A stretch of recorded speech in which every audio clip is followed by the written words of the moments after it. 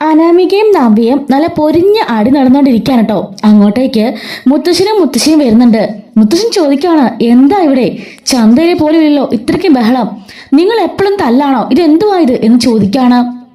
നവ്യ പറയുന്നുണ്ട്, അത് പിന്നെ മുത്തശ്ശ, ഞാൻ വെറുതെ ഇവിടെ ഇരിക്കായിരുന്നു. എപ്പോഴും അങ്ങനെയാ, വെറുതെ ഇരിക്കുമ്പോഴെല്ലാം വന്ന് എന്നോട് ഇങ്ങോട്ടൊന്ന് ചൂടാവും വഴക്കുണ്ടാക്കിയൊക്കെ ചെയ്യാം. ദാ ഇപ്പൊ വന്ന് എന്ത് കാര്യം പറഞ്ഞെന്നറിയാമോ, നയന എന്റെ വീട്ടിൽ പോയി നിൽക്കുന്നത് ഏതോ കാമുകനെ കാണാനാണെന്ന്, അതുകൊണ്ട് ഞാനിവിടെ നിൽക്കാൻ പാടില്ല, ഞാനിവിടുന്ന് പോകാനാ പറയുന്നേ. എന്റെ വയറ്റിലുള്ളത് അബിയുടെ കൊച്ചല്ല, വേറെ ആരുടെയോ കൊച്ചാ, രണ്ടെണ്ണോ പേഴ്ചവളാ, അതുകൊണ്ട് ഇവിടുന്ന് പോയ എന്നൊക്കെയാ ഇവള് പറയുന്നതെന്നൊക്കെ പറയുന്നുണ്ട്. മുത്തശ്ശി പറയാണ്, ഛേ എന്തൊക്കെ വർത്താനം മോളെ ഈ പറയുന്നത്, മോക്ക് 10-23 വയസ്സല്ലേ ഉള്ളൂ, മോളുടെ പ്രായത്തിൽ പറയാൻ പറ്റുന്ന വാക്കുകളാണോ ഇത്? ഇത്രയും പ്രായമായി ഞാൻ പോലും ഇന്നേ വരെ ഇങ്ങനത്തെ രീതിയിൽ നിന്ന് സംസാരിച്ചിട്ടില്ല. ഇവിടെ ആകെപ്പാടെ സംസാരിക്കുന്നത് ജലജയൊക്കെയാ, ആ കൂട്ടത്തിൽ കൂട്ടാ മോളെ. മുത്തശ്ശൻ പറയാണ്, അതാ ഞാൻ പറഞ്ഞത്, ഈ കുട്ടിയുടെ വീട്ടിൽ നിന്ന് പഠിച്ചിരുന്ന സംസ്കാരമാണ് ഇതൊക്കെ. എങ്ങനെ ഇങ്ങനെ നാക്കിനൊളിപ്പില്ലാതെ ഇങ്ങനെയൊക്കെ പറയാൻ സാധിക്കുന്നു എന്ന് അനാമികയോട് ചോദിക്കാണ്. അനാമിക ഒന്നും മിണ്ടാതെ നിൽക്കാണ്. മുത്തശ്ശൻ പറയുന്നുണ്ട്, ഞാൻ പലതവണ നിനക്ക് താക്കീത് തന്നിട്ടുണ്ട്, മേലാൽ ഇങ്ങനത്തെ സംസാരം സംസാരിക്കരുതെന്ന്. നവ്യ ഇവിടെ വെറുതെ ഇരിക്കല്ലായിരുന്നോ, നീ എന്തിനാന്ന് ഇങ്ങോട്ടൊന്ന് വഴക്കുണ്ടാക്കുന്നേ, നീ നിന്റെ കാര്യം നോക്കി പോയാ പോലെ എന്ന് ചോദിക്കുന്നുണ്ട്. അപ്പോഴേക്കും അനാമിക പറയുന്നുണ്ട്, മുത്തശ്ശി ഞാനും നിങ്ങളുടെ കൊച്ചു മരുമകൾ തന്നെയാ, എന്നിട്ട് എനിക്ക് നിങ്ങൾ ഒരു സമ്മാനമോ ഒന്നും നൽകുന്നില്ല. അവക്കാണെങ്കിലോ എത്ര പവന്റെ സ്വർണ്ണ നിങ്ങൾ കൊണ്ടു കൊടുത്തേ, ആദിശേട്ടനാണെങ്കിലോ വീട് വെച്ചു കൊടുക്കുന്നു, എന്തൊക്കെ ചെയ്യുന്നു, അനിയാണെങ്കിൽ എന്നെ നോക്കുന്നു, തിരിഞ്ഞു നോക്കുന്ന പോലും ഇല്ല എന്നൊക്കെ പറയുമ്പോഴേക്കും നവ്യ പറയുന്നുണ്ട്, അതിനെ സ്വഭാവം കൂടി കുറച്ച് നന്നായിരിക്കണം. നയയുടെ മനസ്സെ അത്രയ്ക്കും പരിശുദ്ധമാ, അവൾക്ക് അത്രയ്ക്ക് സ്നേഹം എല്ലാവരോടും, അവളെ മനസ്സിൽ അതുപോലെ നന്മയുള്ളവളാ, അതുകൊണ്ടാ അച്ഛനും അമ്മയും എല്ലാവരും അവളെ സ്നേഹിക്കുന്നത്. പണ്ട് ഞാൻ പോലും അവളെ വെറുത്തിരുന്നതാ, പക്ഷെ ഇപ്പൊ അവളെ ഞാൻ സ്നേഹിക്കുന്നുണ്ട്. കാരണം അവളുടെ മനസ്സിൽ തട്ടിയ സ്നേഹം എനിക്ക് മനസ്സിലായതുകൊണ്ട് അവളുടെ ഭർത്താവും മറ്റെല്ലാവരും സ്നേഹിക്കുന്നുണ്ട്. ഇനി അവളുടെ അമ്മായിമ്മ കൂടി മാത്രമേ അവളെ സ്നേഹിക്കാനുള്ളൂ. താമസിയാതെ അതും കൂടെ സ്നേഹിക്കും, അപ്പം നിനക്ക് മനസ്സിലാവും എന്താണ് ശരിയെന്നുള്ളത്. മുത്തശ്ശിയും പറയാണ്, അതെ നയനെക്കുറിച്ച് നവി പറഞ്ഞ കാര്യങ്ങളൊക്കെ സത്യമാണ്. ഞങ്ങൾക്കേർക്കും അവളെ കൈവശവും തന്നിട്ടില്ല, അവളുടെ മനസ്സിൽ നന്മയും സ്നേഹവും, അതാണ് ഞങ്ങളെല്ലാം അവളോട് ആഗ്രഹിക്കുന്നത്. ഇവിടെ വന്നു കയറിയ സമയത്ത് അവളുടെ ഭർത്താവിന് അവളോട് വെറുപ്പായിരുന്നു, പക്ഷെ ഇപ്പൊ കണ്ടോ അവൾക്ക് വേണ്ടി അവൻ ജീവനും കൊടുക്കും. ആ അവസ്ഥയിലേക്ക് അവനെ എത്തിച്ചത് അവളുടെ സ്നേഹമാണ്, അല്ലാതെ കുബുദ്ധിയും മറ്റൊന്നും അല്ല എന്നൊക്കെ പറയുന്നുണ്ട്. ഹറാമേക പറയാണ്, പിന്നെ മനസ്സിലെ സ്നേഹം പേരും കള്ളിയാവള്, അവളുടെ മനസ്സിൽ ഒറ്റ ഉദ്ദേശമുള്ളൂ, ഈ സ്വത്തുക്കൾ മുഴുവനും. ഇപ്പൊ തന്നെ നിങ്ങൾ 100 പവനോളം സ്വർണ്ണമല്ലേ അവക്ക് കൊണ്ട് കൊടുത്തത്, അവക്കറിയാം അവക്ക് ഇതുപോലെ കിട്ടിക്കൊണ്ടിരിക്കുന്നു, അതുകൊണ്ട് അവളുടെ അടവെല്ലാം അവളുടെ തന്തേ തള്ളെ പറഞ്ഞു കൊടുക്കുന്ന അടവുകളാന്നൊക്കെ പറയുമ്പം മുത്തശ്ശൻ ദേഷ്യപ്പെട്ട് അങ്ങോട്ടേക്ക് വന്നിട്ട് അനാമികയുടെ നേരെ വിരൽ ചൂണ്ടിട്ട് പറയാണ്, ദേ അനാമിക, ഞാനൊരു കാര്യം പറഞ്ഞേക്കാം, ഇതുവരെ ആരും മുമ്പിൽ ഞാൻ ഇങ്ങനെ ക്ഷമിച്ചു നിന്നിട്ടില്ല, ആദ്യമായിട്ട് നിന്റെ മുമ്പിൽ.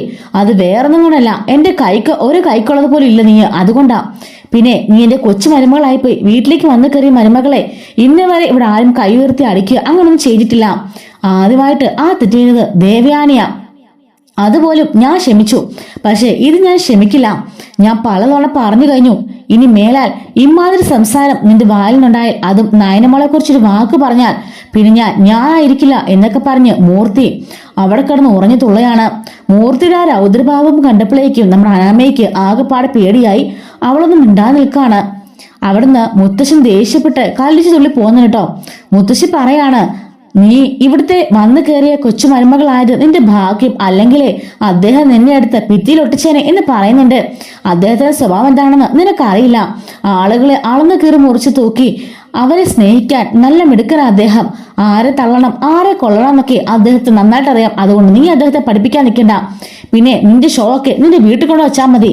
തോന്നിവാസം സംസാരിച്ചുകൊണ്ട് നിൽക്കാന്നാണ് വിചാരമെങ്കിലേ അതൊക്കെ നിന്റെ കയ്യിൽ വെച്ചാൽ മതി.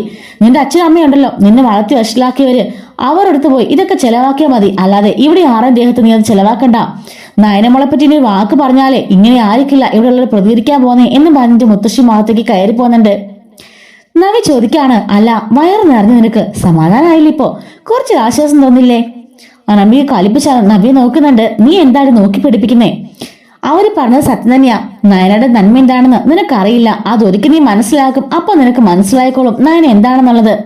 അതുവരേക്കും മുത്തശ്ശിയും പറഞ്ഞ് മനസ്സിലായല്ലോ, നിന്റെ ഈ സോക്കടകൾ നിന്റെ അച്ഛൻ്റെ അമ്മ എടുത്ത് കൊണ്ട് തീർത്താൽ മതി, അല്ലാതെ ഇങ്ങോട്ട് ചിലവാക്കാൻ വരണ്ട, അത് നടക്കില്ല. അങ്ങനെ ഉദ്ദേശം വല്ല ഉണ്ടെങ്കിലേ മോള് വീട്ടിൽ പോയി നിൽക്കുന്നതായിരിക്കും നല്ലതെന്ന് പറഞ്ഞിട്ട് നവ്യ ചിരിച്ചുകൊണ്ട് അവിടെ നിന്ന് പോകുന്നുണ്ട്. ആകെപ്പാടെ കലിച്ചു തുള്ളി അനാമിക അവിടെ ഇങ്ങനെ ദേഷ്യം പിടിച്ചിരിക്കുന്നുണ്ട്. അപ്പോഴേക്കും അങ്ങോട്ടേക്ക് ജാനകി വരാണ്. എന്താ മോളെ, എന്ത് പറ്റി, എന്താ മോളുടെ മുഖത്തൊരു വിഷമം? അപ്പോഴേക്കും അനാമിക പറയാണ്, മുത്തശ്ശൻ എന്റെ നേരെ കൈ ചൂണ്ടിക്കൊണ്ട് എന്നെ വിറപ്പിച്ചുകൊണ്ടാ സംസാരിച്ചത്. മുത്തശ്ശൻ എന്നെ ഭീഷണിപ്പെടുത്തി സംസാരിച്ചു. ഈ സ്വഭാവമാണെങ്കിൽ വീട്ടിൽ പോയി നിൽക്കാൻ അവർ പറഞ്ഞത്. മോളെ, അച്ഛനടുത്തും അമ്മയടുത്തും അങ്ങനെ അവർക്ക് ഇഷ്ടത്തിന് സംസാരിക്കരുത്. നിനക്കറിയാലോ, ഇന്ന് വരെ ഞങ്ങൾ മക്കളോ മരുമക്കളോ അച്ഛന് മുമ്പിൽ നിൽക്കാൻ പോലും പേടിച്ചാ നിൽക്കുന്നേ. സംസാരിക്കുന്നത് പോലും അത്രയ്ക്ക് ഭവ്യതയോടെയാ മോള് കാണുന്നതല്ലേ. അതുകൊണ്ട് എന്റെ മോളും അങ്ങനെ തന്നെ തുടർന്നു പോണം. ഞാൻ എന്തിനാ അവരെയൊക്കെ സ്നേഹിക്കുകയും ബഹുമാനിക്കുകയൊക്കെ ചെയ്യേണ്ട കാര്യം എന്താ? എനിക്ക് അങ്ങനെ ആവശ്യമൊന്നുമില്ല. എന്റെ ഭർത്താവ് എന്നെ വിവാഹം കഴിച്ച് ഇങ്ങോട്ടേക്ക് കൊണ്ടുവന്ന, അല്ലാതെ കാശ് കൊടുത്തേ അടിമയായിട്ട് വാങ്ങിച്ചോണ്ട് വന്നൊന്നും അല്ല അവര് പറഞ്ഞെല്ലാം കേട്ടോടെ നിൽക്കാൻ. ജാനകി പറയാണ്, അത് പിന്നെ മോളെ, ഞങ്ങൾ ആരും അങ്ങനെ വന്നാലല്ലോ. പക്ഷെ അവരൊക്കെ പ്രായത്തിൽ മുതിർന്നവരാ, ഈ വീട്ടിലെ കാരണവന്മാരാ. ഈ കണ്ട സ്വത്തുക്കളൊക്കെ ഉണ്ടാക്കിയത് ആ മുത്തശ്ശനും അവരുടെ കാരണവന്മാരുമാ. അതുകൊണ്ട് അത് ആ ഒരു സമ്പാദ്യം വെച്ച് നമ്മൾ ജീവിക്കുന്നേ. അതുകൊണ്ട് തന്നെ അവരെ നമ്മൾ ബഹുമാനത്തോടെ കാണുക തന്നെ ചെയ്യണം. അവരുടെ കഴിവിനും അവരുടെ പ്രായത്തിനൊക്കെ നമ്മൾ ബഹുമാനിക്കണ്ടെന്ന് ചോദിക്കുമ്പോൾ അനാമിക പറയാണ്, ഇല്ലമ്മേ, എനിക്ക് അതിന്റെ ആവശ്യമൊന്നുമില്ല. എന്റെ അച്ഛനമ്മ എന്നെ കൈവെള്ളയിലെ കൊണ്ടുവന്ന് എന്നെ അതുപോലെ സ്നേഹിച്ചാര് വളർത്തിയത്. എന്നിട്ട് ഇത്രയും വലിയ കുടുംബത്തിലേക്ക് കെട്ടിച്ചുവിട്ടത് എനിക്ക് സന്തോഷത്തോടെ ജീവിക്കാനാ. ഇവിടെ ഒരു ദിവസം പോലും സന്തോഷ സമാധാനം എന്താണെന്ന് ഞാൻ അറിഞ്ഞിട്ടില്ല എന്ന് അനാമിക പറയുന്നുണ്ട്. എന്റെ ഭർത്താവിന്റെ ഭാഗത്തുനിന്ന് പോലും ഒരു സന്തോഷം എനിക്ക് കിട്ടാറില്ല. അവന്റെ മനസ്സിൽ ഇപ്പോഴും ആ മൊട്ടച്ചിയാ. പിന്നെ അവളുടെ ചേച്ചിമാർ രണ്ടുപേരും അവളുമാർ എന്നെ ഇട്ട് വട്ടം കറക്കുകയല്ലേ എന്നൊക്കെ ചോദിക്കുന്നുണ്ട്. ജാനകി പറയാണ്, മോള് വിഷമിക്കണ്ട. ദേവേന ചേച്ചി അവളെ സ്നേഹിക്കാത്തതിലും കാലം നമുക്ക് ഒന്നും പേടിക്കാനില്ല. അവൾ ഒരിക്കലും ഇവിടെ സമാധാനത്തോടെ ജീവിക്കാനും പോകുന്നില്ല. പിന്നെ നവിയുടെ കാര്യം മോക്ക് അറിയാലോ. അബിയുടെ സ്വഭാവം അപ്പച്ചി സ്വഭാവം എന്താണെന്ന് അറിയാലോ. അതുകൊണ്ട് അവൾക്ക് ഒരു കാലത്ത് സ്വൈര്യം കിട്ടാൻ പോകുന്നില്ല. അതുകൊണ്ട് മോൾ എങ്ങനെയും മോളുടെ ഭർത്താവിനെ വശത്താക്കണം. അങ്ങനെ അവന്റെ സ്നേഹം ഉണ്ടെങ്കിലേ ബാക്കി എല്ലാവരും ഈ വീട്ടിലെ മോളെ സ്നേഹിക്കും. മോളുടെ ടെൻഷനും കുറച്ച് കുറഞ്ഞു കിട്ടും എന്നൊക്കെ ജാനകി ഉപദേശിക്കുന്നുണ്ട്. എന്നിട്ട് ജാനകി പറയാണ്, അവളുമാരെ ഇവിടെ ഇവർക്ക് മാത്രമേ ഇഷ്ടമുള്ളൂ, ബാക്കി ആർക്കും ഇഷ്ടമില്ല. അവളുടെ സ്വന്തം അമ്മായിമാർക്ക് പോലും അവളുമാരെ ഇഷ്ടമില്ല. പിന്നെ എന്താ മോളെ വേണ്ടേ? പക്ഷെ ഈ അമ്മ അങ്ങനാണോ? മോളെ പൊന്നു പോലെ നോക്കുന്നില്ലേ? മോക്ക് ഇഷ്ടമുള്ളത് ഉണ്ടാക്കി തന്ന് മോളുടെ കാര്യങ്ങളെല്ലാം അമ്മ ശ്രദ്ധിക്കാറില്ലേ എന്നൊക്കെ ചോദിക്കാണ്. അനാമിക മനസ്സിലാലോചിക്കുന്നുണ്ട്. തള്ളയുടെ ഒരു സ്നേഹപ്രകടനം കണ്ടില്ലേ എന്നൊക്കെ പറഞ്ഞ് മനസ്സിലാലോചിക്കാണ്. എന്താ മോളെ, മോൾ എന്താ ആലോചിച്ചുകൊണ്ടിരിക്കുന്നേ? ഒന്നുമില്ലമ്മേ, അമ്മയുടെ സ്നേഹം കാണുമ്പോളാ എനിക്ക് കുറച്ചൊന്ന് സമാധാനം ആവുന്നത്. ബാക്കി എല്ലാവർക്കും എന്നോട് ദേഷ്യം വെറുപ്പൊക്കെ ആണല്ലോ. ഇല്ല മോളെ, ആർക്കും മോളുടെ ദേഷ്യം വെറുപ്പ് ഒന്നുമില്ല. ഈ പറഞ്ഞ മുത്തശ്ശനും പോക്കും അവർക്ക് പോലും മോളുടെ തുള്ളി പോലും ദേഷ്യവും ഒന്നുമില്ല. മോള് ചെയ്യുന്ന തെറ്റിന് അവര് വഴക്ക് പറഞ്ഞേ ഉള്ളൂ. അല്ലാതെ അവർക്കൊരിക്കലും ആരോടും ദേഷ്യപ്പെടാനും പിണങ്ങാനും അങ്ങനെയൊന്നും പിണങ്ങിക്കാൻ സാധിക്കില്ല. അത്രയ്ക്ക് പാവ അച്ഛനും അമ്മയും. അത് മോള് മനസ്സിലാക്കിയാലേ മോളെ അവർ സ്നേഹം കൊണ്ട് മൂടും. അവരുടെ കാര്യങ്ങളെല്ലാം നോക്കി മോളെ അവര് അതുപോലെ സ്നേഹിക്കും എന്നൊക്കെ പറയുന്നുണ്ട്. ശരിയമ്മേ, ഞാൻ ശ്രമിച്ചു നോക്കാന്ന് അവൾ മനസ്സിൽ മുറിവുണത്തോണ്ട് പറയുന്നുണ്ട് കേട്ടോ.